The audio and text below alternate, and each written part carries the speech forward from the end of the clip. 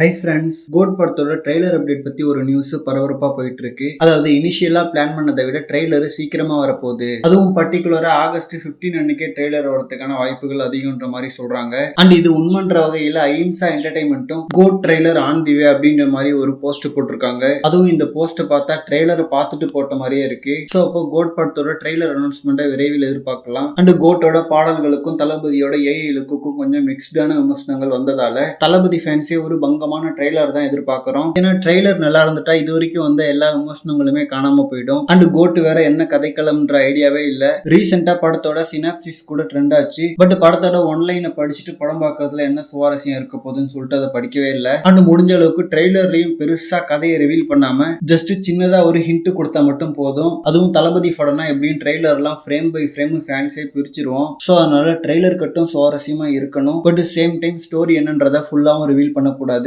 இதுவா இருக்குமோ அதுவா இருக்குமோன்னு சொல்லிட்டு ஃபேன்ஸையே யோசிக்க வைக்கிற மாதிரி இருக்கணும். மெயினா ட்ரெய்லர்ல வர யுவன் அவர்களோட பிஜிஎம்க்கு மரண வெயிட்டிங். ஏன்னா இன்னும் இருக்கிறது ட்ரெய்லர் 2 படம். இதுல 2த்துல தான் யுவன் அவர்கள் ப்ரூவ் பண்றதுக்கான வாய்ப்பு இருக்கு. ஸோ கிக்காஸா ஒரு பிஜிஎம் கொடுத்தாருன்னா தளபதி ஃபேன்ஸ்லாம் தூக்கி வச்சு கொண்டாடிடுவாங்க. ஸோ அதனால கோட்டு ட்ரெய்லர் மீது ஒரு மிகப்பெரிய எதிர்பார்ப்பு இருக்கு. ஓகே ஃப்ரெண்ட்ஸ், ட்ரெய்லர்ல பர்டிகுலரா இந்த விஷயத்துக்காக நான் பயங்கரமா வெயிட் பண்றேன் அப்படின்னு சொல்லிட்டு நீங்க வெயிட் பண்ற விஷயம் என்னன்னு சொல்லிட்டு கமெண்ட்ல சொல்லுங்க. அண்ட் இந்த மாதிரி கோட் பத்தின ஹாட்டான அப்டேட்ஸ்க்கு நம்ம விஜய் ஃபோர்ட் சேனலை சப்ஸ்கிரைப் பண்ணுங்க. Thank you.